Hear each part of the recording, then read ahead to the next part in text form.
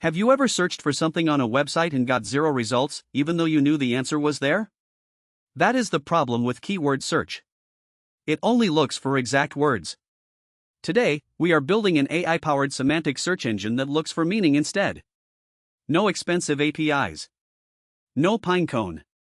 Just clean code and the Gemini API. Here is the old way. SQL queries with like clauses only match exact text.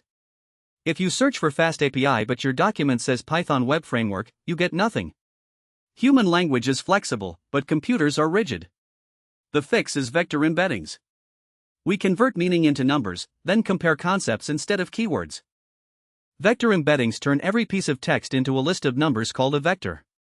For example, Fast API might become a vector of 768 numbers. The key property is that similar texts produce similar vectors. Fast API is close to Python Web Framework in vector space, but far from cooking recipes. Think of it like a map where meaning equals location. Related concepts cluster together, and search means finding what is nearest to your question. Generating embeddings with Gemini is a single API call. You send text and get back a vector of 768 numbers. We do this once for every document in our knowledge base, and once for each user query. The best part is cost. Gemini embedding is free up to 1,500 requests per day, which is more than enough for a course knowledge base of 30 documents. The math behind semantic search is cosine similarity. It measures the angle between two vectors. A score of 1 means identical meaning, 0 means unrelated, and -1 means opposite. We use cosine instead of other measures because it focuses on direction, not length. Python programming in Python is funpoint the same way even though one is longer. Here is the architecture. The user types a query, we send it to the Gemini embedding API, and get a vector back.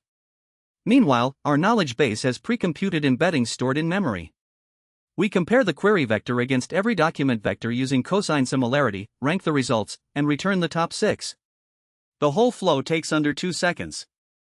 We built a knowledge base of 34 chunks across 10 topics. Python, Fast API, HTML, CSS, JavaScript, databases, Git, PWA, AI, and machine learning, and deployment. Each chunk has an ID, a topic label, and the actual educational content. For this tutorial we hard-coded the knowledge base.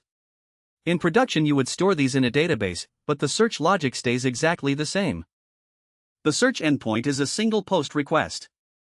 It receives the user query, embeds it using Gemini, compares against all 34 stored embeddings, sorts by cosine similarity score, and returns the top 6 results that match above 25% relevance. The response includes the matching text, the topic label, and a relevance score.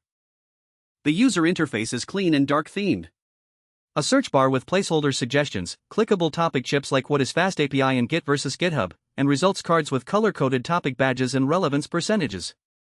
We included loading states, empty state guidance, and error handling. 0 dependencies, pure HTML, CSS, and JavaScript. The live demo is at semanticsearchruby.versal.app. You can search how do I deploy a Python app and get deployment guides, what is RAG and find AI content, or explain SQL joins and get database material. Each result shows a color-coded topic badge, a match percentage, and the actual content that matched your question. Semantic search is everywhere in 2026.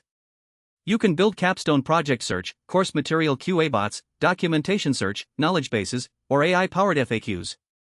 The skills transfer anywhere.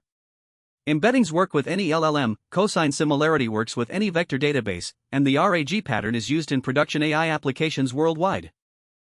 Here is what you learned today.